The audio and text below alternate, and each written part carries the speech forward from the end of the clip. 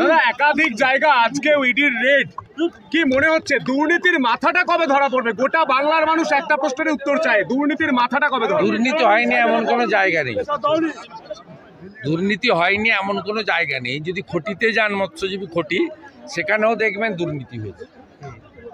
দুর্নীতি হয়নি এমন কোনো জায়গা পশ্চিমবঙ্গে নেই। রেশনের চাল গমে যারা দুর্নীতি করে তারা কতটা নিম্ন মানসিকতার, নিম্ন রুচির, এর বাইরে তো বলার কিছু নেই, মানুষ জানে। দাদা চাকরিতেও দেখা যাচ্ছে 58 জনকে ভুতুরে চাকরি হয়েছে, এসএসসি হলফনামা ভালো করে খুঁজলে 58 হবে না, 5800 হবে। দাদা শঙ্কর আড্ডর পিয়ের বাড়িতেও আজকে রেড চলছে। সে ঠিক আছে, ভালো করে ধরুক। শাহজাহানকে পুলিশ রেখেছে। মামলা যতক্ষণ না সেন্ট্রাল এজেন্সির হাতে যাবে ততক্ষণ তো সিবিআইকে এনআইএকে আপনি তো দায়ী করতে পারবেন না। কারণ ওখানে যে ভৌগোলিক অবস্থা, জল জঙ্গল মিলিয়ে, ওই সুন্দরবন এলাকায় যদি সেন্ট্রাল এজেন্সি বিএসএফ সিআরপিএফের সাহায্য নিয়ে তাদের পদ্ধতি অনুযায়ী তদন্ত করে না তুলতে পারে, পুলিশ তুলে দেবে না, কারণ পুলিশের সংরক্ষণেই এরা আছে।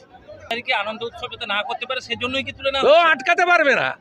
রামের নামে ঝড় বইবে, কি বলছেন? কি ঝড় হবে রাম নামে? রাম নামের ঝড় হবে, সুনামি জানেন তো, সমুদ্রের পাশে আছি, আমফান দেখেছি, 22 তারিখে রাম নামের সুনামি দেখবো। जो हिंदू हित में काम करेगा वही बंगाल में राज करेगा।